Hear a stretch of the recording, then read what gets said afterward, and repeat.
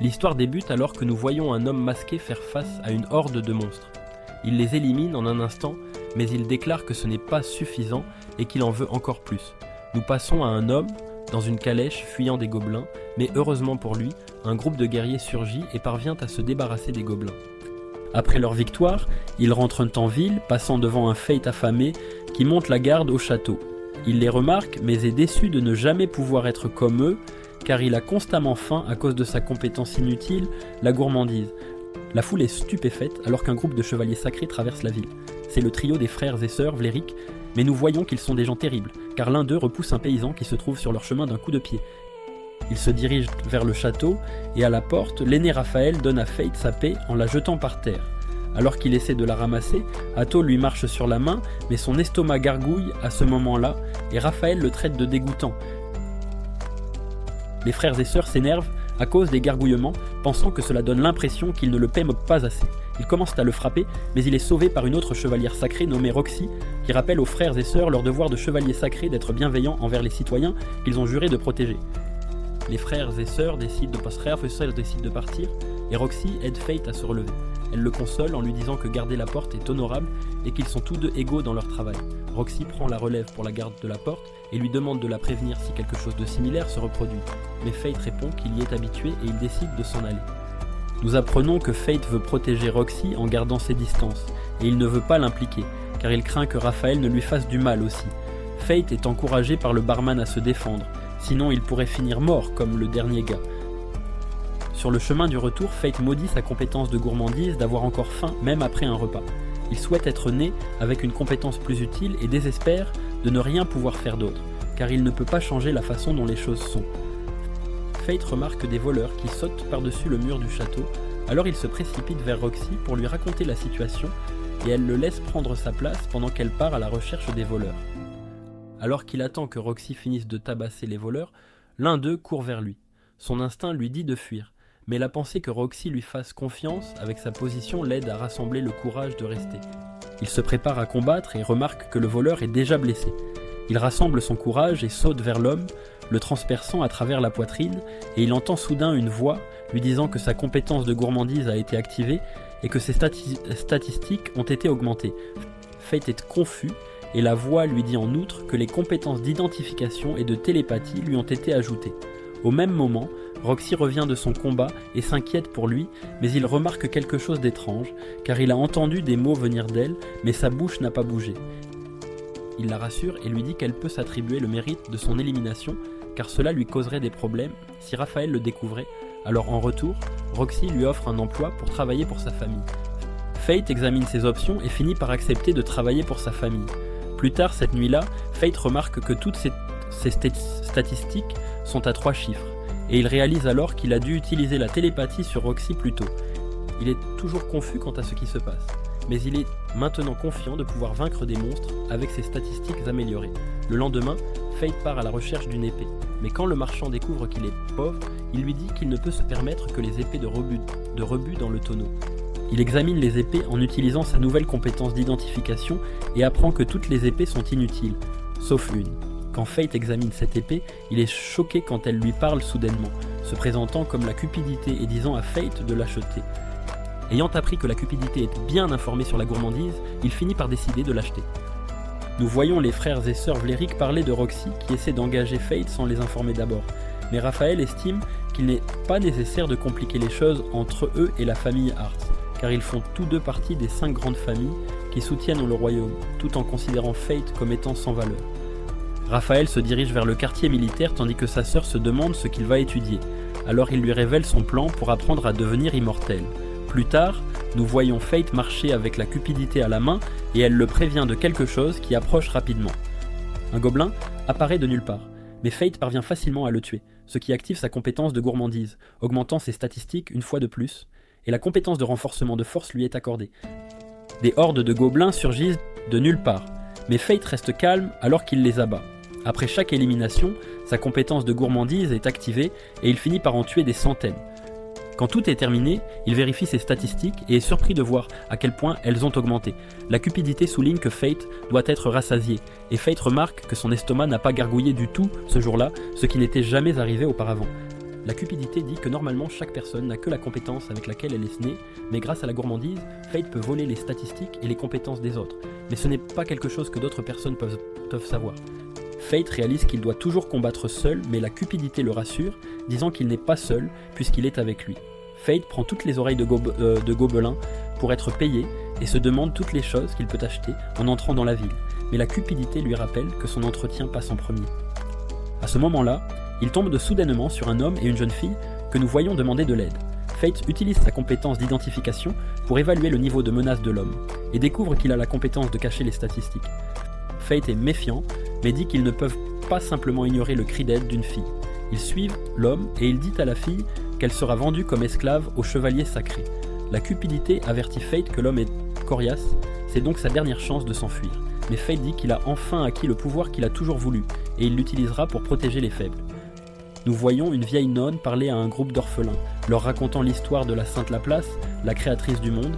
Elle révèle que lorsque Laplace a quitté le monde, elle a offert aux gens des pouvoirs spéciaux connus sous le nom de compétences, leur parlant de l'époque où il n'y avait pas de compétences et où tout était paisible. Une nonne fait irruption dans la pièce, disant qu'elle ne trouve pas une orpheline disparue. Elle part continuer sa recherche, et l'autre nonne se demande où est passée la fille nommée Sahara. Nous apprenons que la fille qui a été kidnappée est Sahara, et alors que le ravisseur s'en va, Fate saisit cette chance de la sauver. Il sauve la fille, mais le ravisseur apparaît derrière lui. Le ravisseur le traite de fou, lui disant qu'il n'a aucune chance de le battre. Il veut emmener la fille en sécurité, mais ne sait pas quoi faire. La cupidité lui conseille de reculer, de profiter de l'excès de confiance du ravisseur et d'attendre le bon moment pour attaquer. Il essaie de fuir avec Sahara, mais ils finissent par atteindre une impasse. Fate lance une attaque surprise, et alors que l'homme se prépare à utiliser sa compétence, la cupidité ordonne à Fate de le frapper de front. Fate charge l'homme, lui portant un coup décisif. Fate ordonne à l'homme de tout lui dire, mais il refuse, alors Fate procède à le torturer, et il finit par dire à Fate qu'il avait reçu l'ordre de Hato de kidnapper Sahara. Fate emmène Sahara chercher de la nourriture après avoir entendu son estomac gargouiller, et il la ramène à l'orphelinat.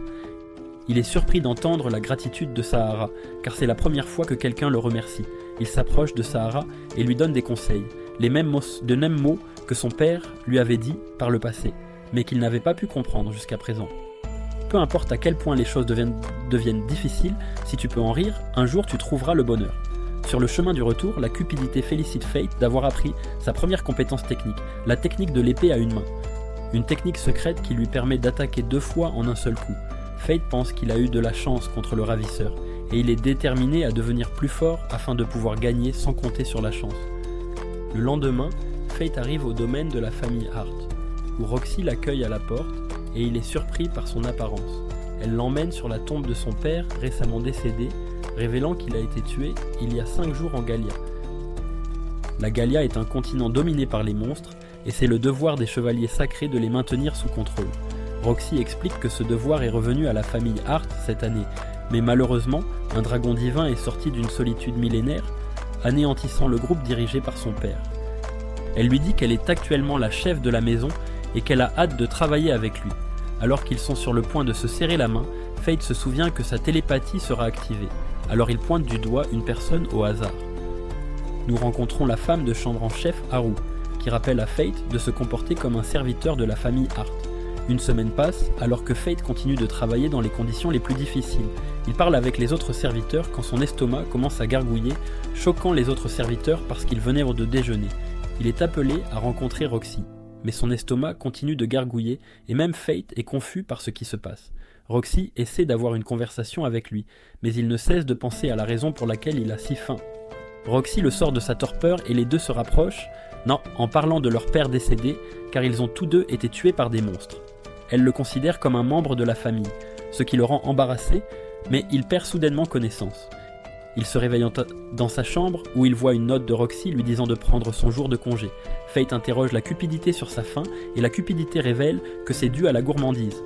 Plus Fate consomme d'âme, plus il deviendra fort. Mais en même temps, son désir grandira aussi et il est destiné à rechercher des âmes à consommer jusqu'au jour de sa mort.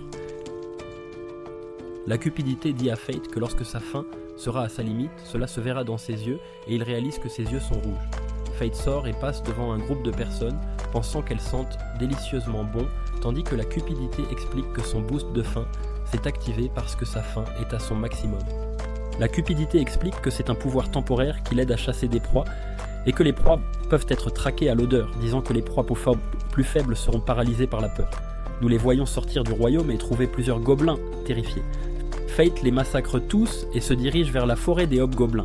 Il continue de tuer pendant plusieurs heures jusqu'à ce que sa faim soit enfin satisfaite. Mais un roi gobelin apparaît de nulle part et il utilise sa compétence d'identification. Nous voyons qu'ils sont tous deux presque égaux en termes de statistiques, mais le roi gobelin possède une compétence de régénération de santé. Fate poursuit le roi gobelin et est dégoûté de voir le gobelin dévorer un humain. Il lance une attaque surprise, lui tranchant le bras, et le combat continue, mais tout ce qu'il peut faire est d'esquiver ses attaques. La cupidité lui dit d'attaquer, alors il charge, réussissant à le maîtriser, et il porte le coup de grâce. Les statistiques de Fate augmentent considérablement et il acquiert la compétence de régénération de santé. La cupidité révèle qu'avec les statistiques actuelles de Fate, il peut débloquer le premier niveau de la cupidité en échange de ses statistiques. La cupidité explique que le premier niveau lui donnera de nouvelles fonctions, mais Fate est choqué d'apprendre qu'il doit céder toutes les statistiques qu'il a acquises depuis leur rencontre. La cupidité révèle que Fate perdra le droit de le manier s'il ne le débloque pas, alors Fate accepte de le faire. Il commence le processus et Fate peut sentir son pouvoir quitter son corps alors que la cupidité se transforme en un arc magique. Il dit à Fate qu'un gobelin les observe et il enseigne à Fate comment utiliser l'arc qui crée des flèches magiques lorsque la corde est tendue, lui disant qu'il peut viser où il veut, mais la flèche atteindra toujours sa cible. Fate prend les oreilles du roi gobelin et il les laisse à la porte de l'orphelinat car il croit qu'ils en ont plus besoin. Le lendemain, Fate arrête un intrus, mais il s'avère que c'est Roxy déguisée en paysanne, essayant d'aller secrètement en ville pour une inspection. Elle emmène Fate avec elle et en chemin vers la ville, elle demande à Fate de lui montrer son épée, mais il a peur qu'elle ne découvre quelque chose après l'avoir vue. L'épée lui glisse des mains et Roxy la rattrape, mais heureusement ne remarque rien. Elle dit à Fate que l'épée a besoin d'entretien, disant qu'elle l'emmènera chez le forgeron de la famille Hart. Ils atteignent enfin la ville et se tiennent à un étal quand tout le monde se tend alors qu'un chevalier sacré approche. L'estomac de Fate gargouille au pire moment possible, irritant le chevalier sacré. Le chevalier essaie de lui marcher dessus, mais Roxy l'arrête, attirant l'attention de tous. Tout le monde regarde Roxy, essayant de comprendre si la paysanne est réellement Mademoiselle Roxy. La cupidité dit à Fate que s'ils agissent comme un couple, personne ne pensera que la paysanne est réellement Roxy. Roxy entend ce plan quand Fate répond à la cupidité, pensant que c'est une bonne idée, alors elle accepte, et ils commencent à agir comme un couple, convainquant tout le monde que la fille n'est pas Roxy. Pendant que tout le monde est distrait, ils s'éclipsent tous les deux et se cachent dans un coin. Fate entend ses pensées alors qu'elle pense à la façon dont son cœur s'emballe, car c'est la première fois qu'elle prend le bras d'un garçon. Roxy décide qu'ils doivent continuer à bouger, et ils entendent des gens parler de tous les gobelins morts qui ont été récemment trouvés. Les rumeurs disent que cela a été fait par un monstre errant, mais cela n'explique pas pourquoi les oreilles de gobelins ont été données à l'orphelinat des bidonvilles. Elle demande à Fate de l'emmener là où les guerriers se rassemblent, disant qu'elle veut enquêter sur le monstre errant. Fate emmène Roxy au bar, où le barman révèle qu'il a entendu parler d'un guerrier qui a fait fortune lorsqu'il a trouvé une montagne de cadavres de gobelins avec leurs oreilles encore intactes. Roxy croit que cela doit avoir été un monstre d'une région différente, et le barman pense que c'est mauvais pour les affaires, car beaucoup de marchands voyagent à travers ces plaines de gobelins, donc les gens ne voyageront pas de peur qu'un monstre ne les attaque. Un vieil homme entre dans le bar et il se joint à la conversation, leur disant que le monstre est une liche, c'est pourquoi les chevaliers sacrés s'en occupent que directement. Un groupe de guerriers entre dans le bar et dit à Roxy de se joindre à eux pour s'amuser. Roxy pousse l'homme légèrement, mais il est projeté de l'autre côté de la pièce et il réalise que seul un chevalier sacré peut avoir autant de pouvoir. Roxy révèle enfin son identité et les guerriers s'excusent, essayant de lui donner tout l'argent qu'ils ont. Mais elle le rejette, leur disant de ne pas craindre les chevaliers sacrés, car elle révèle qu'elle rêve d'un monde où les roturiers et les chevaliers sacrés peuvent rire ensemble. Ils vont chez le forgeron qui termine l'entretien de la cupidité, de sorte qu'elle ressemble maintenant à une nouvelle épée. En traversant la ville, Roxy explique qu'elle n'était pas au courant de la chasse parce qu'elle est dirigée par la famille Vlerick et qu'ils ne l'ont tout simplement pas informée. Nous voyons Hatto tenant un enfant, expliquant qu'il prend simplement un enfant perdu sous sa protection, mais Fate éloigne le garçon et Roxy leur dit qu'ils s'occuperont de lui. Roxy demande à Raphaël pourquoi elle n'a pas été informée de la chasse, et il répond qu'il ne voulait pas la déranger, car elle devait être occupée à pleurer son père. les Vallyriques décident de partir, tandis que Fate et Roxy emmènent le garçon retrouver sa mère, lui permettant de se réunir avec elle. Après être rentré chez lui, Fate demande à la Cupidité un moyen de chasser les monstres sans que Roxy ne le découvre, et le lendemain, la Cupidité lui dit d'acheter un masque avec une magie de distorsion de perception, ce qui le fera paraître différent à quiconque le verra. Nous voyons que Raphaël a rassemblé les chevaliers dans une pièce sombre, et ils discutent de l'excursion en Gallia. Quelque temps plus tard, un groupe de guerriers trouve d'autres gobelins morts, et ils lèvent les yeux pour trouver une lige debout sur une montagne de cadavres. Les guerriers terrifiés l'appellent un cadavre, et il s'enfuit alors que nous voyons Fate apprécier le surnom qui lui est donné. Le lendemain, Roxy s'approche de Fate et lui dit de l'accompagner car elle a une mission secrète pour lui.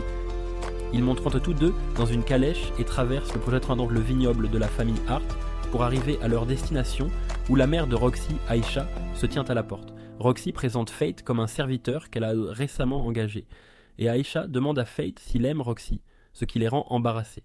Mais Aïcha explique qu'elle veut connaître son opinion sur Roxy en tant que patronne, et Fate dit qu'il aimerait la servir jusqu'à la fin de sa vie, ce qui laisse Roxy stupéfaite. Nous voyons Fate aider les autres serviteurs à récolter les raisins, et il lui raconte comment les seigneurs ont personnellement aidé à cultiver cette terre pendant des générations, et tout le monde est fier de pouvoir aider les seigneurs. Un serviteur révèle qu'il est aussi temps de chasser, car des monstres appelés kobolds apparaissent pendant la saison des récoltes, à la recherche de nourriture. L'estomac de Fate commence à gargouiller alors que la Cupidité explique que la gourmandise exige diverses sortes d'âmes et que les gobelins seuls ne satisferont pas sa faim grandissante. Sur le chemin du retour, Fate voit une mystérieuse jeune fille avec une hache massive. Alors qu'elle passe, Fate est choqué de voir qu'elle a les mêmes yeux que lui. Il essaie de vérifier ses statistiques, mais cela ne fonctionne pas. La jeune fille l'examine et mentionne qu'elle est trop tôt. Fate se demande de quoi elle parle, mais elle lui dit simplement qu'il peut avoir les kobolds et déclare qu'il lui doit maintenant, lui disant qu'ils se reverront. Roxy le rattrape et elle souligne que la jeune fille est une Gallienne. Nous apprenons que la Gallia était une grande puissance militaire il y a 4000 ans, mais avec la montée des monstres, leur nation s'est finalement effondrée et la plupart de leur peuple a été tué. Elle est donc surprise de voir une survivante. Alors que les deux rentrent, Fate se demande si Roxy ira vraiment bien en chassant les monstres seule. Mais elle l'assure que les autres guerriers seront avec elle, et que c'est son devoir de chevalière sacrée. Le lendemain, nous voyons tout le monde se cacher alors qu'ils se préparent à chasser les kobolds, mais ils sont tous choqués quand un monstre massif apparaît soudainement. La bouche de Fate salive en le voyant, mais la Cupidité sait que c'est un problème, car Fate est presque en état de famine, et Fate s'inquiète que Roxy le voie. Il vérifie les statistiques du monstre, et nous voyons qu'il est au niveau 50, avec des statistiques incroyablement élevées. Il est connu comme une bête couronnée, et la Cupidité explique que c'est un monstre né d'une agression accumulée.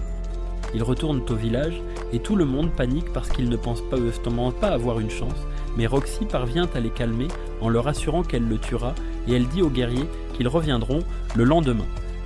La Cupidité note qu'ils n'ont aucune chance, et Fate refuse de laisser Roxy mourir. Alors ils retournent seuls plus tard, cette nuit-là. Ils voient qu'il y a des kobolds autour de la bête couronnée, et la Cupidité se demande ce qu'il compte faire. Il commence à attaquer avec sa forme d'arc, en éliminant certains d'entre eux tout en absorbant leurs statistiques avec sa gourmandise. Il essaie de tirer sur la bête couronnée, mais elle le bloque simplement en utilisant l'un des soldats. Fate s'approche avec son épée, éliminant encore plus de kobolds. Nous voyons que ses statistiques ont considérablement augmenté, et il pense pouvoir maintenant éliminer le boss avec son arc, mais la bête est capable d'attraper sa flèche. Il se prépare à le combattre avec son épée, mais la bête utilise soudainement une compétence qui le projette avec une onde de choc. Fate est assommé, et un kobold vient l'achever. Cependant, il est soudainement coupé, et nous voyons que Fate faisait juste semblant d'être inconscient. Fate élimine un autre kobold, absorbant ses statistiques, et la Cupidité note qu'il devrait pouvoir utiliser son arc caché de premier niveau. Cela coûtera 10% de ses statistiques actuelles, mais cela devrait lui permettre de vaincre le boss. Fate accepte les conditions, et son arc est amélioré. Il décoche un tir puissant sur la bête, l'anéantissant d'un seul coup, et Fate se dit que c'était peut-être un peu excessif. Sa compétence de gloutonnerie s'active, mais elle lui inflige une douleur atroce. Il se demande ce qui se passe, et Avarice lui explique que c'est la première fois qu'il dévore une âme de qualité supérieure. Mais Avarice insiste qu'il doit supporter la douleur coûte que coûte, sinon il perdra le contrôle, et ce sera bien pire que son état de famine. Fate essaie de se retenir, mais la douleur est insupportable et il hurle d'agonie. Le lendemain, les guerriers arrivent sur les lieux du massacre et se demandent si cela a été causé par des flèches magiques.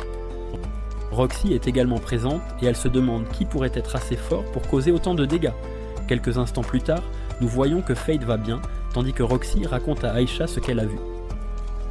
Elle se souvient de la mystérieuse jeune fille qu'ils ont aperçue l'autre jour et pense que c'est elle qui a tué tous ces monstres. Roxy dit à Fate qu'elle est prête à retourner à la capitale, et Aisha remarque à quel point Roxy semble heureuse quand elle lui parle. Après un certain temps, Aisha lui parle, lui disant de toujours soutenir Roxy et de prendre soin d'elle. Elle lui explique qu'il n'a pas besoin de prestige ou d'autorité, car ce qui compte, c'est son désir d'aider Roxy. Il ne lui reste plus beaucoup de temps, alors elle demande à Fate de prendre soin de Roxy à sa place et d'y réfléchir attentivement. Sur le chemin du retour, il repense aux paroles d'Aisha et estime qu'il n'est pas digne de cette tâche car il cache une chose si importante à Roxy. Ce soir-là, Fate est choqué de voir que ses yeux sont toujours rouges, même s'il a massacré un tas de gobelins. Avarice lui explique que les gobelins ne pourront plus satisfaire sa faim et qu'il doit trouver des âmes plus puissantes avant de perdre le contrôle. Quelque temps plus tard, Fate est assis dans un bar et décide qu'il n'est pas digne de se tenir aux côtés de Roxy car il lui cache des choses. Le vieil homme entre et se plaint de la participation de Atto à la chasse à la liche. Il déteste clairement Atto et souhaite qu'il soit envoyé en expédition à Gallia afin qu'il finisse en nourriture pour monstres. Cela choque Fate, car il ne peut pas croire qu'il prévoit une autre expédition si tôt, étant donné que le père de Roxy vient de décéder et nous voyons que Roxy a été choisi pour remplacer Atto. Quelques instants plus tard, nous voyons Roxy sur la tombe de son père, lui disant qu'elle a été choisie pour l'expédition de Gallia. Fate arrive, la suppliant de ne pas y aller, mais Roxy lui répond qu'elle a déjà pris sa décision et qu'elle partira. Pendant ce temps, nous voyons que les Vlerick célèbrent, car ils pourront bientôt se débarrasser de Roxy. Les deux autres frères et sœurs laissent le reste à Atto, alors qu'ils sont sur le point de partir pour un endroit appelé Tenburn. Atto demande à Raphaël de lui révéler le secret de l'immortalité, mais Raphaël lui dit simplement qu'il doit réussir à vaincre la liche. Nous voyons Fate au milieu des plaines, pensant qu'il ne peut pas interférer dans les affaires officielles, mais il décide qu'il ne peut pas laisser les chevaliers sacrés continuer à traiter les gens comme des ordures. Atto arrive avec ses hommes et leur ordonne d'attaquer Fate, mais celui-ci les neutralise facilement tandis que Atto observe avec horreur. Les autres s'enfuient de peur et Atto se prépare à l'affronter, déclarant qu'il ne laissera pas un cadavre se moquer de lui. Fate retire son masque, révélant son identité, et Atto se demande comment un inconnu comme lui peut être si puissant. Atto est fier de son statut de chevalier sacré, mais Fate le met au défi de montrer ses pouvoirs. Fate demande à Avarice s'il peut briser une épée sacrée, et Avarice répond que cela ne devrait pas poser de problème, disant à Fate de frapper aussi fort qu'il le peut. Atto tente d'attaquer avec une lumière sacrée, mais Fate apparaît soudainement derrière lui. Il donne un coup, mais Fate détruit l'épée sacrée, et il défie Atto de prendre la moitié brisée. Atto essaie de reculer, mais il tombe au sol, et Fate le relève, disant qu'il a besoin d'une bonne leçon. Fate le projette contre les arbres, en détruisant plusieurs, et Atto commence à supplier pour sa vie. Mais Fate le lance haut dans les airs, et il équipe l'arc amélioré, tirant une flèche puissante vers Atto, et laissant un trou dans les nuages. Atto tombe au sol, et il se demande pourquoi Fate ne l'a pas tué. Fate dit qu'il a encore des questions pour lui, et Atto pense que cela concerne Roxy, alors il révèle qu'elle s'est portée volontaire pour l'expédition de Gallia elle-même, suppliant Fate de l'épargner, en promettant d'annuler l'expédition. Fate explique que ce n'est pas pour Roxy, mais pour sa propre vengeance, et il porte le coup de grâce. La compétence de gloutonnerie s'active à nouveau, conférant à Fate la technique de l'épée sacrée, nécessaire pour qu'une personne devienne un chevalier sacré.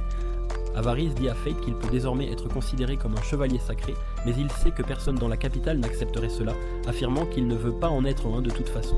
Avarice lui dit qu'il peut maintenant débloquer le 2e niveau en échange de toutes ces statistiques. Fate accepte de le faire, et Avarice procède à l'amélioration, révélant la nouvelle forme, qui est une faux capable de tout trancher. Le lendemain, Roxy est sur le point de partir pour l'expédition, et tout le monde est là pour lui dire au revoir. Ils sont tous tristes, mais Roxy les console, disant que 3 ans ce n'est pas si long, et elle se dirige vers Fate, et ils se disent adieu. Haru donne à Fate la lettre de recommandation laissée par Roxy, afin qu'il puisse chercher un emploi dans un manoir seigneurial. Mais Fate rejette la lettre, disant à Haru qu'il vivra désormais comme un guerrier. Cette nuit-là, nous apprenons que Fate prévoit en fait d'aller à Gallia pour soutenir Roxy. Alors que Fate quitte la capitale, nous voyons une jeune fille l'observer, disant que les choses se présentent bien. Quelque temps plus tard, Roxy prononce un discours devant toutes les troupes de l'expédition, disant à chacun qu'ils doivent faire de leur mieux pour détruire le dragon divin qui s'est réveillé de son sommeil.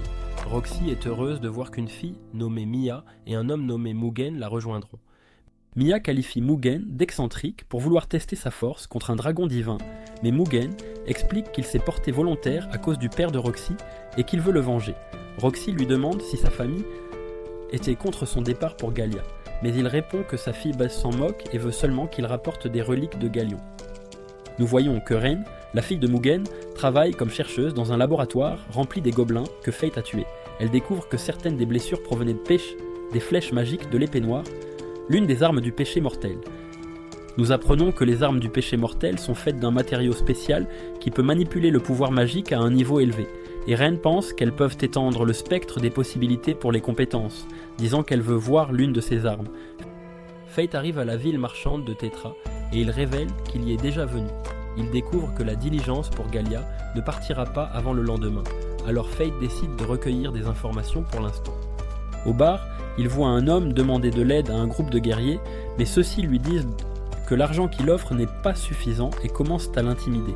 Fate les bat, les forçant à partir, et il salue l'homme qui s'avère être son vieil ami nommé Seth.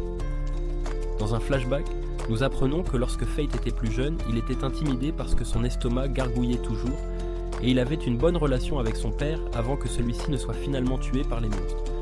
Le père de Fate était un guerrier maîtrisant la technique de la lance, et c'est pourquoi le chef du village le gardait près de lui. Après sa mort, personne n'a voulu prendre soin de Fate, et il a été chassé du village sur ordre du chef. De retour au présent, Seth supplie Fate de l'aider, mais Fate ne semble pas s'en soucier, car Seth est le fils du chef du village. Il accepte d'aider uniquement parce que la gloutonnerie doit être nourrie, et les monstres attaquant le village seraient parfaits pour lui. Ils arrivent au village, mais le chef du village est déçu parce que Seth a ramené le faible autrefois exilé. Seth essaie de garantir la force de Fate après l'avoir vu vaincre les autres guerriers, mais le chef n'en croit rien. Les villageois révèlent que des cris ont été entendus depuis une forêt voisine, pensant que les monstres se rapprochent, et le chef suggère de sacrifier Fate pour leur faire gagner du temps. Chez Seth, Seth raconte à Fate que sa femme a été tuée par les monstres et qu'il regrette d'avoir grandi en pensant que son père avait toujours raison, expliquant comment il s'est enfin repris en main à la naissance de sa fille. Il informe Fate que les monstres sont apparus pour la première fois il y a environ un mois et selon les témoins oculaires, les monstres peuvent voler. Les villageois n'avaient jamais rien vu de tel auparavant, alors ils ont décidé d'engager des guerriers pour s'en occuper. L'estomac de Fate commence à gargouiller, alors Seth se prépare à lui apporter de la nourriture. Avaris dit à Fate que les monstres auxquels ils ont affaire sont des gargouilles, qui commencent par des attaques de reconnaissance pour voir comment les humains réagissent, et quand le moment est venu, toute la meute attaque en essaim. La fille de Seth donne un bonbon à Fate, qu'il mange mais il s'effondre soudainement. Seth et sa fille se demandent ce qui vient de se passer, et la fille de Seth révèle qu'il vient de manger le bonbon que grand-père lui avait donné. Avaris pense que le bonbon était empoisonné et que le chef du village était sérieux quant à l'idée d'utiliser Fate comme sacrifice. Seth essaie de le réveiller, mais en vain, et il réalise que les gargouilles approchent du village. Les gargouilles attaquent, incendiant le village et dévorant les villageois. Fate est toujours inconscient à cause du poison. Alors Seth crée un antidote et le donne à Fate, lui permettant de récupérer. Il réalise qu'ils sont attaqués, alors il se précipite dehors et voit le village en ruine. Il vérifie les statistiques de la Gekkotisstatsto de la gargouille et nous apprenons qu'elle possède une compétence lui permettant de lancer des boules de feu. Avaris se transforme en faux tandis que les gargouilles combinent leurs pouvoirs, leur permettant de lancer une boule de feu massive. Mais Fate lance son arme, tranchant la boule de feu, et elle poursuit les gargouilles, les anéantissant. La faux retourne à Fate, et il acquiert la compétence de boule de feu alors que le chef de la meute apparaît devant lui. Il vérifie ses statistiques et nous apprenons qu'il possède la compétence de boule de feu ainsi que la capacité de résister au feu. Avaris pense qu'il essaiera de lancer des boules de feu à courte portée, alors, tandis que la gargouille charge Fate. Se préparant à attaquer, il lui porte un coup dévastateur, la coupant en deux et la tuant instantanément. Le lendemain, nous apprenons que le village a été complètement détruit. Fate utilise sa compétence d'identification, révélant que le sol n'est pas sain, donc les cultures ne pousseront pas dans cette zone. Seth se demande pourquoi Fate a choisi d'être un guerrier, car il peut gagner sa vie avec sa compétence d'identification, mais il dit à Seth qu'il n'a pas d'autre choix que de se battre. Seth dit à Fate de le frapper parce qu'il se sent coupable de ce qu'il a fait, alors Fate essaye de le frapper légèrement, mais il laisse aller mise à terre alors que Fate réalise qu'il est devenu trop fort. Il dit à Seth de prendre soin de sa fille et ils se disent adieu. Nous voyons Fate monter dans une diligence alors qu'un homme lui dit de rester vigilant car il est payé pour protéger le véhicule. Un groupe de bandits bloque leur chemin, faisant paniquer l'homme qui le supplie de le protéger. Les bandits se préparent à attaquer, mais ils sont soudainement projetés au loin alors que la mystérieuse jeune fille apparaît, disant à Fate qu'il lui doit une faveur pour les kobolds. L'homme lui permet de monter dans la diligence, mais dès qu'elle y entre, la diligence bascule. Elle dit à son arme Paresse de revenir à la normale, et cela résout le problème alors que Fate réalise qu'elle peut changer le poids de son arme. Dans la diligence, la jeune fille révèle qu'elle connaît la compétence de Fate parce qu'elle n'est pas si différente, révélant qu'elle possède également une compétence de péché capital. Elle se présente comme Mine de la colère et son estomac commence à gargouiller. Alors il lui donne de la nourriture, mais elle mange tout, ne lui laissant rien à manger. Ils arrivent à la ville de Lanchester où nous voyons une jeune fille entrer par la porte, mais elle est accueillie par des fantômes, alors elle crie à l'aide. Un homme nommé Rudolph arrive, vainquant les fantômes et se présentant comme le seigneur de Lanchester, attirant l'attention de la jeune fille. Fate apprend que l'expédition menée par Roxy arrivera en ville et qu'il est sur le point d'être payé pour ses services, mais Mine le prend, disant qu'elle a vaincu les bandits. Elle s'endort soudainement, alors Fate la porte à travers la ville en remarquant que tout le monde a des symboles sur le cou. Avarice pense que les symboles représentent les classes sociales, pensant que les gens doivent vraiment aimer Rudolph, parce qu'ils lui ont permis de placer des symboles sur leur cou. Mais nous le voyons exécuter ces hommes parce qu'ils ont manqué à leur devoir de transmettre la grandeur de sa famille, et nous apprenons que les gens lui obéissent parce qu'ils ne veulent peut-être pas mourir de ses mains. Fate arrive à un hôtel où Avarice révèle qu'il connaît Mine et que Paresse est aussi une arme du péché mortel. Il révèle que les compétences des péchés capitaux sont nées en défiant les lois divines et que la gloutonnerie a le potentiel de renverser le système divin de nivellement grâce à sa capacité à consommer des âmes. Fate remarque qu'il ne peut pas apaiser sa faim, considérant cela comme une punition pour avoir consommé des âmes. Et il se demande pourquoi on lui a donné la compétence de gloutonnerie, révélant qu'il la déteste parce qu'il doit continuer à tuer, juste pour survivre. Avarice le prévient de ne pas laisser ses émotions le perturber, car la gloutonnerie pourrait prendre le dessus si son esprit est faible, révélant que l'astuce pour contrôler sa faim est de maintenir un état de quasi-famine. En partant à la chasse, Avarice conseille à Fate de ne pas satisfaire la gloutonnerie d'un coup et de se rassasier lentement. Un homme des sables apparaît, alors Fate utilise son arc et il lance une boule de feu sur la flèche avant de la tirer sur l'homme des sables, le tuant instantanément. Pendant ce temps, Mine se réveille et elle attrape quelque chose à manger. Elle apprend l'existence d'une créature connue sous le nom de golem de sable, qui menace les habitants de la ville, et il y a une prime de 100 pièces d'or pour sa capture. Fate continue de chasser l'homme des sables, et il ressent la présence d'un monstre puissant, réalisant que c'est l'heure du plat principal. Nous voyons un groupe de guerriers lutter contre le golem de sable lorsque Fate rejoint la bataille, disant qu'il s'occupera du monstre.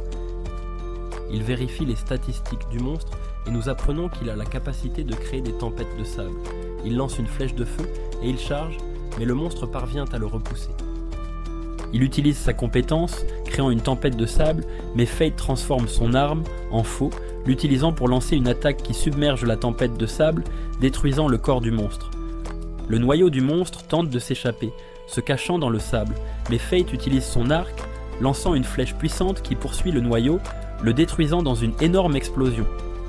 Le lendemain, Fate reçoit 100 pièces d'or pour avoir vaincu le golem de sable, mais Rudolph apparaît soudainement, disant à Fate de le servir, expliquant que Fate n'a pas le droit de refuser car sa décision est définitive. Mine lui dit que Fate lui appartient, mais il la traite d'enfant, alors elle le frappe, le projetant au loin. Fate sait qu'ils sont en difficulté, alors il dit à Mine qu'il devrait quitter la ville. Il monte dans la diligence, alors que Fate se demande pourquoi Mine mange autant, et elle révèle que la colère brûle beaucoup de calories. Il lui dit que malgré son appétit, elle ne grandit pas du tout, ce qui la met en colère, alors elle active Paresse, mais elle finit par casser la diligence. Pendant que le propriétaire la répare, Fate entre dans un village, et Avarice remarque qu'il y a beaucoup de monstres dans la région, alors il pense que quelqu'un protège le village. Il rencontre le chef du village, nommé Aran, qui se révèle être un chevalier sacré. Il sait que Fate veut rester dans le village, et il défie Fate en duel. Fate essaie de vérifier ses statistiques, mais il reconnaît la compétence d'identification, révélant qu'il peut aussi utiliser cette compétence. Ils échangent des coups et Aaron parvient à vaincre Fate, mais il décide de le laisser rester à condition qu'ils s'entraînent ensemble. Il sait que Fate n'est pas habitué à ses pouvoirs, donc il bénéficiera de leur entraînement. Il finit par accepter la condition et Mine apparaît. attirant l'attention d'Aaron car il peut déjà dire qu'elle est une guerrière habile. Il leur permet de rester dans le village et nous le voyons avec Fate, l'entraînant au combat au corps à corps. Il a du mal à frapper Aaron, mais il entre en mode de semi-famille, améliorant sa vitesse et lui permettant de suivre les mouvements d'Aaron. Ce soir-là, nous voyons Aaron fixer un château voisin, tandis que Fate voit une photo de la famille d'Aaron. Avaris pense que le fils d'Aaron ressemble à Fate, pensant que sa famille a quelque chose à voir avec la raison pour laquelle il est devenu le chef du village. Le lendemain, Aaron dit à Fate de se protéger avec une brindille, et Aaron le charge. Mais il prédit le mouvement de l'épée, et il laisse la brindille glisser le long de la lame, lui permettant de dévier le coup. Aaron est impressionné, disant que Fate s'est amélioré, et ce soir-là, Fate dit à Aaron qu'ils partiront le lendemain, le remerciant pour son hospitalité. Il observe que Mine est trop occupée à manger, et elle révèle qu'elle ne peut pas goûter sa nourriture, tandis qu'Avaris mentionne que c'est la punition de la colère. Aeron fixe le château, et il révèle qu'il lui appartenait autrefois. Nous apprenons que pendant qu'il était loin du château, celui-ci a été attaqué par des monstres. Alors son fils Rook a fait de son mieux pour défendre, mais il a fini par mourir. Le seigneur Lich a pris le contrôle du château, et Aaron sait que sa famille y est toujours piégée. Fate pense à y aller, et Aeron décide de le rejoindre, tandis que Mine accepte de protéger le village s'il la paye 50 pièces d'or. Il se dirige vers le château, où Fate tire sur un squelette, le transformant en pierre en révélant qu'il a utilisé une tempête de sable avec sa flèche pour pétrifier la cible. Ils s'enfoncent plus profondément dans le château, détruisant les squelettes en chemin, et ils entrent dans une pièce où Aeron est surpris de voir sa famille. Ils lui disent qu'ils l'attendaient, et ils pensent qu'ils sont toujours en vie. Mais Avaris révèle qu'ils sont déjà morts, et la Liche utilise la magie d'illusion pour les faire paraître vivants. Rook attaque soudainement Aaron, mais il parvient à bloquer, repoussant Rook. Rook dit qu'il méprise Aaron parce qu'il a abandonné sa famille, pour travailler dans la capitale, et Rook le blâme pour ce qui leur est arrivé. Fate pense à utiliser sa faux pour dissiper l'illusion, mais Avaris révèle que s'ils font cela, Fate finira par consommer les âmes de la famille d'Aaron, les envoyant en enfer éternel. Aaron dit qu'il s'occupera de sa famille et Fate décide de chercher la Liche. Il la trouve finalement, réalisant que ses statistiques sont ridiculement élevées. Il parvient à lui briser les bras, mais elle invoque un groupe de zombies qui supplie Fate de les sauver, mais il sait qu'il ne peut pas les attaquer. Aeron rejoint le combat, abattant les zombies, et il voit sa femme se remémorant le dernier moment passé avec sa famille.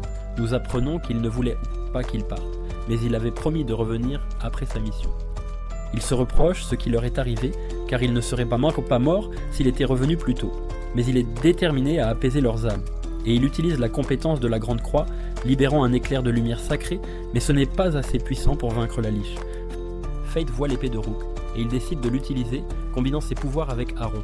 Ils utilisent la compétence de la Grande Croix, créant un éclair de lumière massif qui tue instantanément la Liche, libérant les âmes dans le château.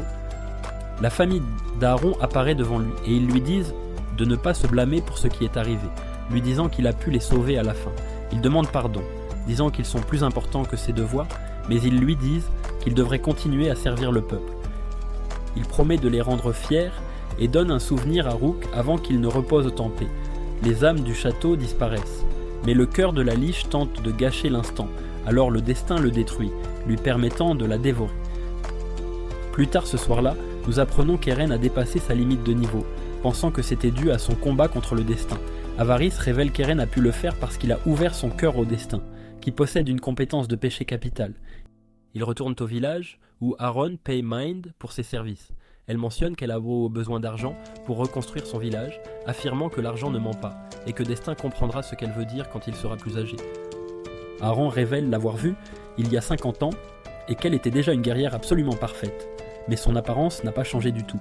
Elle lui dit qu'il pourrait peut-être atteindre son niveau après s'être entraîné pendant 1 millier d'années, mais elle sait qu'il ne pourra pas vivre aussi longtemps, car il n'est qu'un simple humain, ajoutant qu'elle est un fantôme qui n'a pas le droit de mourir. Aaron observe que les yeux de Destin sont redevenus normaux, et il mentionne qu'il doit continuer à tuer des monstres, pour que ses yeux ne redeviennent pas rouges. Eren semble connaître la gloutonnerie, lui disant de retourner au village après sa quête car il y a quelque chose qu'il doit absolument savoir. Pendant ce temps, la famille Vlerick acquiert un artefact connu sous le nom de pierre philosophale, qui a le pouvoir de tout guérir, et la sœur de Raphaël pense qu'ils sont plus proches d'atteindre l'immortalité. Un serviteur leur remet un rapport, leur disant que Atto a été tué par Cadavre. Le serviteur mentionne que Cadavre n'est pas un monstre, mais un guerrier et Raphaël se demande qui il est, voulant venger son frère tombé au combat. Destin et Mind continuent leur chemin ensemble, et Destin commente encore une fois son appétit constant, mais elle partage un peu avec lui, puis s'endort sur ses genoux. Il essaie d'interroger Avaris à son sujet, mais il refuse toujours de lui dire quoi que ce soit, affirmant qu'il devra le découvrir par lui-même. Pendant ce temps, le groupe de Roxy arrive au château d'Aaron, et ils sont stupéfaits que la liche occupant le château ait été vaincue. Erin les salue, et Mugen leur rend ses respects. Roxy est sur le point de se présenter, mais Erin révèle qu'il connaissait ses parents et que c'est lui qui l'a nommé. Il lui demande comment il a vaincu la liche et il admet avoir eu de l'aide. Roxy demande leur nom, mais nous voyons que Destin a demandé à Eren de garder son identité secrète. Alors, il dit qu'il ne peut pas le lui révéler. Eren devine qu'il se dirige vers Gallia, alors il propose de donner à Roxy un entraînement en tant que son parrain. Destin et Mion arrivent à une ruine, se demandant où ils sont, et Mion révèle que c'est là qu'elle est née. Ils tombent sur un énorme cocon, et Avaris note que c'est une chimère, une arme créée il y a longtemps en Gallia en assemblant divers monstres. Destin vérifie ses statistiques, et nous voyons qu'elles sont absolument folles, mais Mind pense qu'ils ont une chance puisque ce n'est encore qu'un nourrisson. Elle lui dit qu'il est temps pour lui de lui rendre l'appareil, révélant qu'elle ne peut pas mourir tant que son âme est intacte, et Destin réalise qu'elle veut qu'il utilise sa compétence de gloutonnerie pour dévorer son âme. Mind lance une attaque sur le cocon révélant la chimère, mais nous voyons qu'il y a une fille en son cœur. Destin ne veut pas dévorer son âme, mais Mind lui dit que ce n'est qu'un monstre utilisant une peau humaine. La chimère lance une attaque, créant une vague de lave, mais Mine parvient à l'arrêter. Elle coupe un des bras de la chimère et Destin la tire avec ses flèches pétrifiantes, mais cela semble n'avoir aucun effet et le bras de la chimère se régénère également. Destin se demande ce qu'il devrait y faire et Mayang continue son attaque. Destin remarque qu'elle est encore plus forte qu'avant et Avaris note que plus elle balance paresse, plus elle devient forte et lourde, mais plus elle est difficile à contrôler. Cependant, ce n'est pas suffisant et la créature commence à évoluer. Min dit à Destin de reculer, mais cela lui rappelle Roxy et il pense qu'il est sauvé une fois de plus. Il refuse de rester les bras croisés et il décide d'utiliser son mode de semi-famine.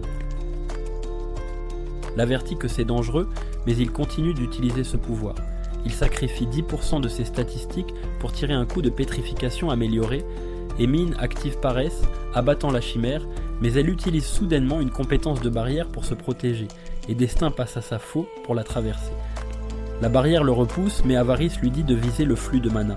Il parvient à briser la barrière, et la fille crie de douleur. La chimère commence à s'envoler, et il semble que Destin atteigne sa limite. Mind lui dit de monter sur sa hache, et elle le propulse dans le ciel. Avaris lui dit qu'il peut maintenant utiliser le deuxième stade de son ultime, au prix de 20% de ses statistiques, et Destin accepte, améliorant sa faute. Mais alors qu'il s'en approche, la chimère le piège dans sa barrière, se préparant à les brûler tous les deux, mais Destin porte le coup de grâce, poignardant la fille, ce qui déclenche sa compétence de télépathie. Nous voyons le passé de la fille, et il semble qu'elle connaissait Mine. La compétence de gloutonnerie de Destin s'active, mais il ressent juste sa solitude au lieu de son excitation habituelle, et Avaris dit que c'est parce qu'elle était de sa lignée. Nous voyons Mine sur la tombe de la fille, et Destin lui demande comment elle la connaissait. Mine dit que c'était il y a longtemps, mais elle sait qu'elle doit les éliminer une fois qu'ils deviennent une chimère, sinon ils ne feront que causer plus de souffrance aux autres. Destin pense que cela pourrait lui arriver, alors il demande à Mine de le tuer s'il n'est plus lui-même. Mine le serre dans ses bras, mais elle accepte sa requête. Destin se prépare à partir pour Babylone, mais Mine a l'intention de reconstruire son village. Elle a le sentiment qu'il sera mort avant qu'ils ne se revoient. Et nous apprenons que Destin a débloqué la nouvelle forme d'Avaris, un bouclier magique. Elle le traite de stupide d'avoir réinitialisé ses statistiques dans un tel endroit, et Destin la supplie de l'aider à chasser pour qu'il puisse récupérer ses statistiques. Ils finissent par se séparer, et Destin arrive à la ville de Babylone, la forteresse qui sépare le royaume de Gallia. Destin cherche la porte, et Avaris lui dit qu'il se trompe de chemin, révélant qu'il l'a déjà visité avec son précédent porteur. Destin les interroge, et nous apprenons qu'ils avaient aussi une compétence de péché capital, mais qu'ils n'ont pas survécu très longtemps. Une fois dans la ville, Destin n'en revient pas du prix des choses comparé à la capitale, mais une annonce soudaine retentit, le nouveau seigneur est arrivé et les gens sont ravis de voir Roxy, mais Destin remarque soudain une étrange présence, et il semble qu'ils en veuillent à la vie de Roxy. Nous apprenons que des criminels se rassemblent dans la ville de Babylone, car leurs crimes seraient pardonnés s'ils prouvent leur force. Destin pense que les soldats ont besoin de toute l'aide possible, alors il croit que c'est l'endroit parfait pour lui. Nous passons à Roxy, alors qu'elle rencontre le chevalier sacré Alastair, l'officier en charge de Babylone. Il révèle qu'il était là, quand son père a été tué, disant qu'il se sent coupable de ne pas avoir réussi à le protéger. Mais elle lui dit de ne pas s'inquiéter, affirmant qu'elle va l'aider à combattre les monstres, et ils acceptent de travailler ensemble. Pendant ce temps, Destin remarque un fourreau, et Avarice lui dit de l'acheter. Il rencontre le commerçant, Jade, et il s'informe sur l'objet. Mais Jade lui dit qu'il n'est là que pour l'exposition, affirmant qu'il peut en créer un pour l'épée de Destin. Destin lui montre Avarice, et il pense que l'épée est incroyable, disant qu'il peut créer un fourreau pour 500 pièces d'or. Mais Destin ne peut pas se le permettre, alors il décide de partir et il se plaint de la cherté de tout dans la ville. Une bande de guerriers l'interpelle et ils sont sur le point de l'inviter à rejoindre leur groupe, mais ils pensent qu'il a l'air faible, alors ils décident de ne pas travailler avec lui. En partant à la chasse, Destin remarque quelque chose dans l'air, alors qu'Avarice explique que les spores de la zone sont toxiques, lui conseillant de ne pas les inhaler. Il rencontre un groupe d'orques, alors il se prépare à les affronter, mais les guerriers arrivent soudainement, et ils commencent à tuer les monstres. Mais il voit un autre groupe approcher, pensant qu'il prévoit d'encercler les guerriers, alors il charge tandis qu'il lui tire des flèches, mais il utilise la nouvelle forme de bouclier magique d'Avarice, détruisant les flèches. Alors qu'Avarice affirme pouvoir résister à toute attaque sous cette forme, il conseille à Destin de foncer sur les orques, alors il s'élance en bloquant leurs attaques, tandis qu'il leur enfonce son bouclier, les éliminant tous en un instant. Après le combat, il se demande pourquoi sa compétence de gloutonnerie ne s'est pas manifestée, car il a généralement du mal après avoir consommé beaucoup d'âmes, pensant que cela doit être dû à son entraînement avec Eren. Il se rend à la bourse, prévoyant de vendre son butin, mais les guerriers l'accusent de manquante de vol, disant que les biens leur appartiennent. Il leur dit de reculer, mais ils continuent de le harceler, menaçant de le tuer, alors il les tabasse. Il reçoit 100 pour son butin, et à ce moment-là, Roxy entre dans la pièce, lui demandant s'il est responsable du désordre. Mais il explique qu'il a agi en légitime défense, et elle se sent responsable de ne pas pouvoir maintenir l'ordre dans la ville, alors elle décide de ne pas le punir. Mais elle dit aux guerriers qu'ils vont passer la nuit en prison, disant qu'ils devraient réfléchir à leurs actions. Mia dit à Destin d'enlever son masque, mais Roxy lui dit que ce ne sera pas nécessaire alors qu'elle s'enquiert de son identité. Il lui dit que son nom est Cadavre, et elle le trouve étrange, lui conseillant de prendre soin de son apparence car il a l'air en désordre. Nous le voyons se promener dans la ville et il est content que Roxy n'ait pas pu le reconnaître, mais il pense à son apparence, se disant qu'il ne peut pas se permettre de se nettoyer. Mais à ce moment-là, Jade l'approche, révélant qu'il vient d'ouvrir sa boutique, et il dit à Destin qu'il a une offre pour lui. Il emmène Destin à sa boutique, disant qu'il sait ce qui s'est passé à la bourse. Alors il voit du potentiel en Destin, lui demandant s'il peut porter une armure pour la publicité. Il accepte de travailler avec Jade, alors il donne à Destin une armure, disant qu'il peut l'avoir pour 80 pièces d'or. Il est surpris que Jade lui fasse payer cela, car il pensait que c'était gratuit, mais après avoir vu sa réaction, Jade accepte de lui faire une réduction. En se promenant dans la ville, Destin remarque un groupe de personnes se rassemblant dans une taverne, alors il décide d'aller voir, mais il a un étrange pressentiment en voyant une fille. La fille l'approche, lui disant qu'elle l'attendait et qu'elle sait déjà qui il est, se présentant comme Eris, le péché de luxure. Ils passent du temps ensemble, alors que Destin note qu'il ressent une étrange sensation chaque fois qu'il la regarde. Elle explique que c'est un effet secondaire de sa compétence de luxure, révélant que les gens tombent amoureux chaque fois qu'ils la regardent. Elle révèle qu'elle l'observe depuis longtemps, sachant qu'il a vaincu la chimère. Mais elle lui dit qu'il y a plus de chimères en Gallia et elle pense que les chevaliers sacrés ne sont pas assez forts pour les vaincre. Elle lui dit la raison pour laquelle elle l'attendait, révélant qu'elle est une gardienne du royaume et qu'elle œuvre pour un avenir meilleur. Elle dit que la mort de Roxy bénéficierait au royaume, lui disant qu'elle doit mourir en Gallia, mais il s'énerve, se demandant si elle compte la tuer.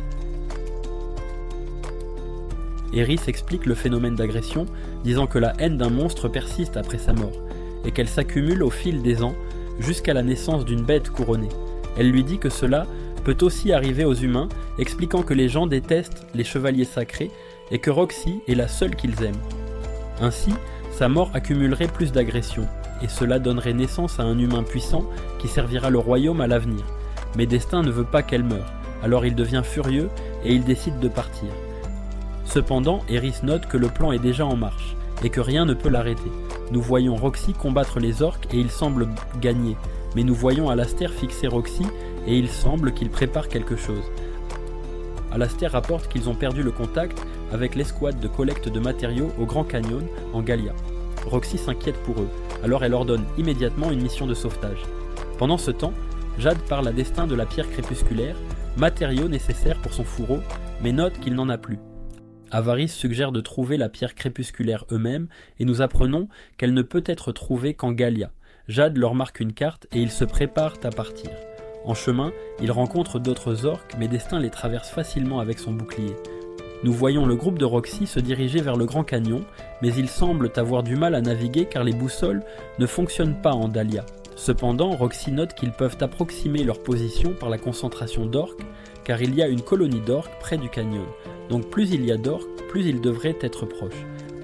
Destin se repose pour la nuit, mais il se retrouve dans un étrange rêve. Il voit la fille de la chimère, et elle essaie de lui dire quelque chose, mais il n'arrive pas à entendre ce qu'elle dit. Tout devient soudainement rouge, et ses ennemis tombés émergent, le traînant dans l'eau. Il se réveille du rêve, se demandant ce que cela signifiait, mais il détecte des monstres qui approchent. Utilisant sa compétence de vision nocturne, il voit 4 salamandres se rapprocher. Il en tire une avec ses flèches de pétrification, mais note qu'elle se comportent étrangement car elles fuiraient normalement après une telle attaque, alors Avarice pense qu'elles sont contrôlées. Les salamandres arrivent au camp de Roxy et elles les encerclent de tous côtés. Les salamandres crachent du feu, semant le chaos, mais Mia essaie de riposter avec son épée magique. Cependant, cela n'a aucun effet, et elle est restée projetée au loin. La salamandre se prépare à les mordre, mais Destin arrive juste à temps. Il parvient à éliminer les salamandres, et Roxy le remercie de les avoir sauvés. Destin signale les marques sur les têtes des salamandres, et les autres trouvent étrange que 4 bêtes couronnées travaillent ensemble, et elles semblent cibler Roxy. Ils parviennent à atteindre le Grand Canyon, et ils finissent par se séparer. Destin continue d'explorer, et il trouve des monstres pétrifiés. Il voit Eris devant lui, se demandant ce qu'elle fait là, mais il la perd de vue. Il remarque soudain une chimère, mais elle ne bouge pas, et Avarice note qu'elle n'a pas de noyau. Cependant, il y a 2 autres trous dans le mur, il semble donc qu'il y ait 2 autres chimères. Le sol tremble soudainement, et il y a une explosion en direction de Roxy, alors Destin se précipite pour les trouver. Nous voyons le groupe de Roxy attaqué par les 2 chimères, et Mugen est blessé en essayant de protéger Mia. Destin arrive pour les sauver, tirant sur les chimères, et Avarice note que leur régénération est plus lente que celle de l'autre chimère qu'ils ont combattue. Destin révèle à Roxy la faiblesse de la chimère, lui disant de viser leur noyau. Ils chargent ensemble, et la chimère crée du feu autour d'eux, mais Destin a une résistance contre cela. La chimère essaie de protéger son noyau, mais Destin lui coupe les jambes, créant une ouverture, et Roxy porte le coup de grâce. Il en reste une, mais elle saute soudainement dans le ciel. Ils se préparent à l'attaquer alors qu'elle atterrit, mais elle finit par faire fendre le sol. Destin et Roxy tombent, mais Destin s'accroche à Roxy pour la protéger avec son corps. Quand Destin se réveille, il voit la distance de leur chute et il commence à paniquer en remarquant que son masque a disparu. Roxy se réveille, mais il parvient à retrouver son masque. Il utilise sa magie de feu pour éclairer la zone et il lui demande si elle a réussi à retrouver son escouade perdue, mais elle lui dit qu'elle n'a pas pu les sauver.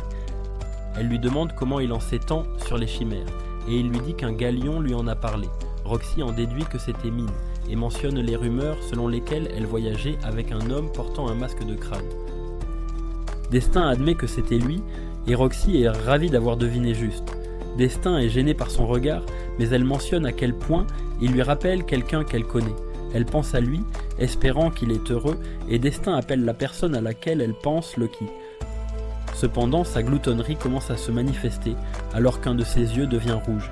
Il ne veut pas que Roxy le voie ainsi, alors il s'enfuit, et il sent que la chimère est proche. La chimère émerge, mais utilisant sa faux, il attaque son noyau tout en pensant à la façon dont Roxy le regarderait. Il élimine la chimère, mais remarque la même marque que celle des salamandres. Alors Avarice en déduit que Roxy est ciblée, et Destin sait que cela doit être l'œuvre d'Eris. Roxy le rattrape, et ils finissent par trouver la pierre crépusculaire qu'ils cherchaient. Ils retournent à la ville et Roxy défie Destin en duel, alors que Mia lui dit qu'il a causé des problèmes dans la ville. Mais il explique qu'il ne faisait que se défendre, disant qu'il y a des gens qui lui en veulent. Roxy lui dit qu'elle ne peut pas ignorer ses actions, disant qu'il devrait rejoindre son armée car personne ne veut s'en prendre à eux. mais il refuse de les rejoindre, alors elle se prépare à le combattre, lui disant de tirer son épée, mais il la laisse dans un fourreau, alors elle pense qu'il la sous-estime. Elle lui dit qu'elle ne se retiendra pas et ils commencent à se battre alors qu'il se demande pourquoi il ne peut pas la maîtriser car ses statistiques sont censées être plus élevées. Il réalise que sa technique est supérieure et elle parvient à lui porter un coup laissant une fissure sur son masque. Elle menace de le démasquer s'il ne se bat pas sérieusement, alors il libère le pouvoir de son fourreau. Tout le monde le reconnaît comme une compétence d'épée sacrée alors qu'il explique que le fourreau est fait de pierres crépusculaires et qu'il améliore ses techniques d'épée sacrée. Il la charge, parvenant à la maîtriser, mais alors qu'il se prépare à mettre fin au combat, il voit l'amulette qu'elle porte et il la reconnaît, ce qui le distrait. Roxy le désarme, lui permettant d'assurer la victoire, mais elle se demande pourquoi il a baissé sa garde. Il refuse de répondre à sa question et elle reconnaît son style de combat, lui demandant s'il l'a appris des reines. Elle révèle qu'elle l'a rencontré pendant son voyage et il a mentionné un voyageur qui a un pouvoir immense, se demandant s'il faisait référence à Destin, mais il lui dit de se concentrer sur sa mission. Il parle à Mugen, lui disant que quelqu'un contrôlait la chimère et Mugen sait qu'elle utilisait un monstre comme noyau. Il explique que sa famille a étudié la technologie des Galions, disant que Rain est une érudite douée et Destin sait que les chimères sont des créatures artificielles fabriquées en Galia, alors il veut la rencontrer. Pendant ce temps, nous voyons Rain dans le laboratoire, alors que sa collègue lui parle de Raphaël, disant qu'il étudie la pierre philosophale. Alors elle décide de s'y intéresser et nous apprenons qu'elle confère à son porteur des pouvoirs extraordinaires, mais qu'elle domine complètement son corps. Nous revenons à Destin, alors qu'il se souvient de sa conversation avec Mine, où elle lui a parlé du domaine 2, disant qu'il ne pourra pas vaincre le dragon divin tant qu'il ne l'aura pas atteint. Il se demande comment il est censé atteindre ce niveau, mais à ce moment-là, tout le monde entend une alarme, alors qu'Alastair dit à Roxy que les monstres approchent de la ville. Alors elle rassemble ses hommes et ils chargent les monstres, tandis que Destin les observe de loin, pensant qu'elle devrait pouvoir gagner la bataille, mais il voit un énorme monstre se déplacer sous terre et il approche son armée menaçant de lancer une attaque surprise, alors il décide d'intervenir. Avarice se transforme en arc et Destin utilise sa compétence de gloutonnerie pour renforcer la flèche, lui permettant de lancer un tir puissant à distance. La flèche transperce le sol et elle frappe le monstre, le forçant à remonter à la surface. Il se jette sur le monstre et il utilise sa compétence d'identification, lui permettant de voir ses statistiques. Il réalise qu'il est extrêmement fort et Roxy n'a aucune chance contre lui. Il invoque une pluie acide, alors il se défend en utilisant son bouclier, tandis qu'Avarice explique qu'il utilise une magie de corrosion, conseillant à Destin d'être prudent car il mourra s'il le touche. Il décide d'utiliser son arc magique et tire une flèche puissante qui provoque une explosion, mais le monstre disparaît et tente de s'échapper.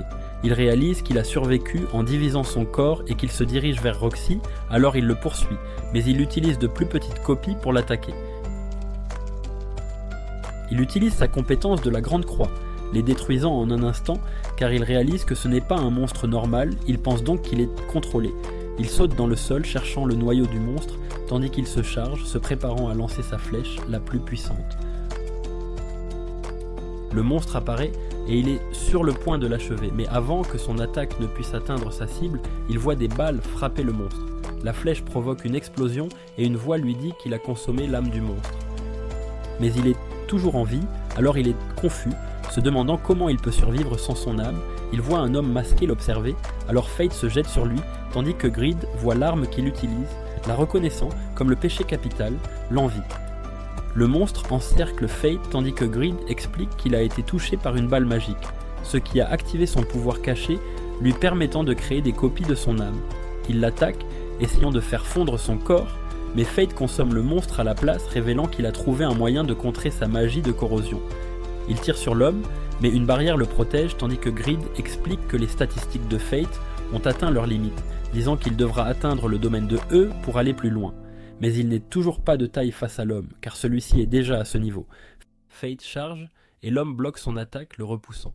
L'homme utilise l'envie pour tirer des balles magiques, et Fate essaie de les bloquer avec son bouclier, mais il ressent toujours la force de l'attaque, ce qui le fait cracher du sang, alors que l'homme se prépare à l'achever.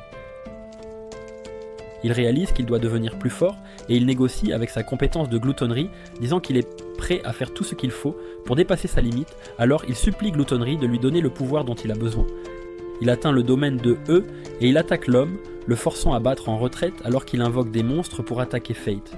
Mais il leur dit de ne pas interférer, et il parvient à passer sans encombre. Il continue de poursuivre l'homme, esquivant ses balles magiques et créant un écran de fumée pour obscurcir sa vision. Fate apparaît derrière lui, détruisant son masque et révélant son identité. Nous voyons que c'est Alastair, mais il n'est pas dérangé par ce revers, et il joue de la flûte, faisant apparaître le dragon divin. Celui-ci se dirige vers Roxy, alors Fate se précipite pour la rejoindre, mais Alastair essaie de l'arrêter. Pendant ce temps, nous voyons l'armée de Roxy combattre les monstres alors que le dragon divin apparaît. Mugen ordonne à tout le monde de battre en retraite alors qu'il s'approche de Roxy, tirant un puissant rayon d'énergie qui projette tout le monde au loin, mais Fate la protège avec son bouclier et la force de l'attaque fait voler son masque en éclats alors qu'il réalise qu'il ne peut plus cacher son secret. Roxy est surprise de le voir et elle est choquée en regardant ses yeux. Il s'excuse de lui avoir menti, mais lui dit de battre en retraite pendant qu'il gagne du temps. Il va affronter le dragon en utilisant sa compétence de la Grande Croix et il parvient à le retenir dans une prison. Alastair lui tire dessus et les deux recommencent à se battre, mais Fate semble en difficulté. Alastair remarque qu'il utilise trop de puissance pour maintenir sa compétence, donc il n'a aucune chance. Fate ne parvient pas à le toucher et Alastair lui coupe le bras. Alastair se prépare à l'achever, mais il est soudainement poignardé par derrière, alors que Fate révèle qu'il a utilisé la magie de l'illusion et il abat Alastair. Sa compétence de gloutonnerie s'active et il se retrouve soudainement entouré de blanc. Il revoit la fille du souvenir de Mayan et elle se présente comme Luna. Elle le remercie de l'avoir tué, mais s'excuse alors que le sol se fissure, disant qu'elle ne peut plus tenir.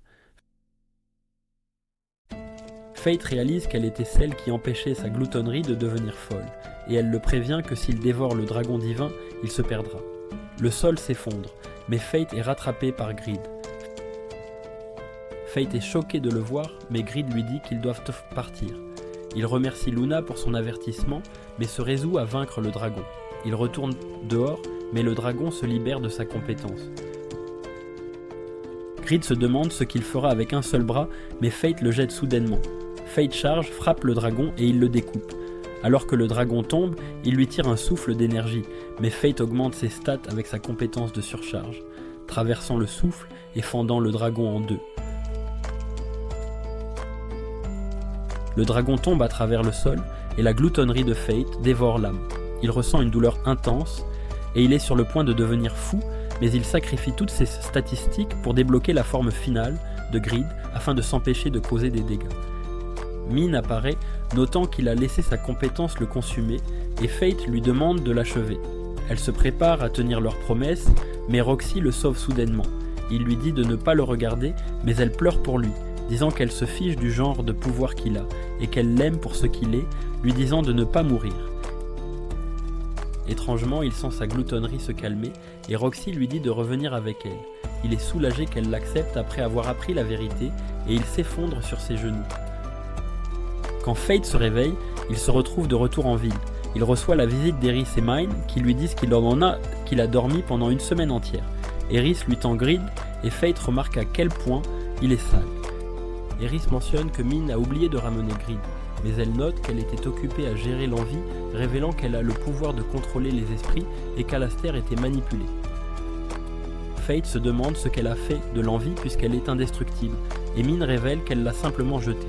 Eris note que puisque l'expérience humaine couronnée utilisant Roxy a été un échec, ils auront besoin de son aide à l'avenir, et Fate accepte à condition qu'elle promette de laisser Roxy tranquille. Eris lui dit qu'il devrait en partir avant que Roxy ne revienne, disant qu'il est dangereux pour lui de la voir, car il semble que le simple fait d'entendre son nom rende sa gloutonnerie instable. Nous voyons Roxy venir le visiter, mais il est déjà parti, et elle trouve une note de sa part. Il lui explique tout sur sa compétence, promettant de revenir la voir un jour, et elle pense à la façon dont elle a toujours tiré du courage de lui. Nous voyons un flashback de leur première rencontre. Fate a peur d'elle au début, pensant que tous les chevaliers sacrés sont des brutes, et elle réalise comment les gens les perçoivent. Elle a honte et s'excuse auprès de lui, mais son estomac gargouille, alors elle finit par lui donner sa nourriture. Il est heureux d'avoir pu rencontrer une bonne chevalière sacrée, et elle peut être fière d'elle-même. Elle se demande quand ils se reverront, et elle promet de devenir plus forte pour pouvoir le protéger. Nous voyons Fate utiliser la nouvelle forme de bâton de Greed, et il parvient à restaurer son bras. Eris et Mine partent chacune de leur côté et Fate s'en va avec Greed pour trouver un moyen de contrôler sa gloutonnerie. Mais c'est ici que cette vidéo se termine. N'oubliez pas d'aimer et de vous abonner à la chaîne. Merci d'avoir regardé et je vous dis à la prochaine fois.